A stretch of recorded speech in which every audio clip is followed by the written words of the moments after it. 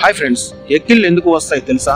మనలో చాలా మందికి తింటున్న సమయంలోనో లేదా వాటర్ తాగుతున్నప్పుడు అనుకోకుండా ఎక్కిళ్ళు వస్తుంటాయి. మన పెద్దవాళ్ళు ఎవరో తలుచుకుంటున్నారని తలపై నిమురుతారు. కానీ ఎక్కిళ్ళు డయాఫ్రమ్ వల్ల వస్తాయి. ఛాతీ కిందుగా కడుపుపై భాగాన ఉండే వర్తులాకార పొరను డయాఫ్రమ్ అంటారు. ఇది శ్వాసక్రియను నిర్వర్తించే సమయంలోనూ ఆహారం తీసుకునేటప్పుడు అటు ఇటు కదిలి శరీరంలోని ఒత్తిడిని సమతూకంగా ఉండేటట్టు చేస్తుంది. దీన్ని నియంత్రించడానికి మెదడులో ప్రత్యేక కేంద్రం ఉంటుంది. దీని నుండి బయలుదేరిన ఫ్రెనిక్ నాడి డయాఫ్రమ్ వరకు ఉంటుంది. డయాఫ్రమ్ ఊపిరి పీల్చినప్పుడు ముడుచుకుని ఉంటుంది. ఊపిరి వదలగానే మళ్ళీ మామూలుగా అయిపోతుంది. ఈ ప్రక్రియ ఒక క్రమ పద్ధతిలో జరుగుతుంది. దీనితో శ్వాసక్రియ కూడా సక్రమంగా జరుగుతుంది. ఏ కారణం చేతనైనా ఫ్రెనిక్ నాడి కానీ డయాఫ్రమ్ కానీ ఒక క్రమ పద్ధతిలో అన్వయించుకోకపోవడం వల్ల చర్యాక్రమం తప్పుతుంది.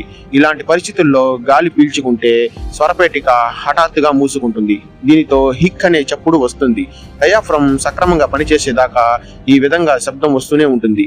దీనినే ఎక్కిళ్ళు అంటారు.